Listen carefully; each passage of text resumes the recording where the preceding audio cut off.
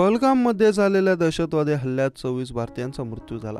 त्यानंतर भारतीय सेनेने ऑपरेशन सिंदूर हाती घेऊन पाकिस्तान आणि दहशतवाद्यांना चांगलाच धडा शिकवला. मागील काही दिवसांपासून सीमेवर तणाव हा कायमच आहे.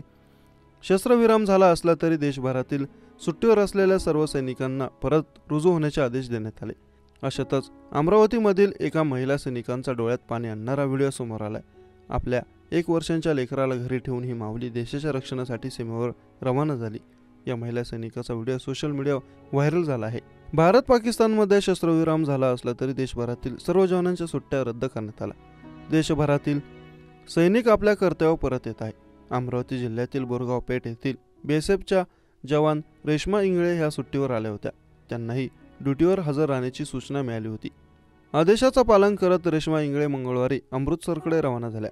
त्यावेळी आपली आई आपल्याला सोडून जात आहे असं दिसत असताना चिमुकल्याने एकच हंबरडा फोडला. यावेळी जवान रेश्मा इंगळे यांना देखील अश्रू अनावर झाले. पण कुटुंबापेक्षा देशसेवा ही महत्त्वाची असल्याने ते आपल्या कर्तव्यावर रवाना झाले आहेत. रेश्मा इंगळे या सीमा सुरक्षा दलात मागील 12 वर्षांपासून कार्यरत आहेत. आधी त्यांची ड्युटी ही गुजरातमधील भुज आणि कच्छमध्ये होती. आता त्यांची पोस्टिंग अमृतसर या ठिकाणी झाली आहे. मुलाला सोडून जात असताना त्यांना दुःख होत आहे. पण पाकिस्तानकडून सीमेवर कुरापत्या काढणं सुरूच आहे. आम्हा सगळ्या जवानांना सुट्ट्या रद्द करून बोलवण्यात आलं. सीमेवर कर्तव्य निभावण्याची वेळ आहे. मला मुलाला सोडून जाताना वाईट वाटतंय, पण देशासाठी चालले याचा मला अभिमान आहे, अशी प्रतिक्रिया रेश्मा इंगळे यांनी दिली.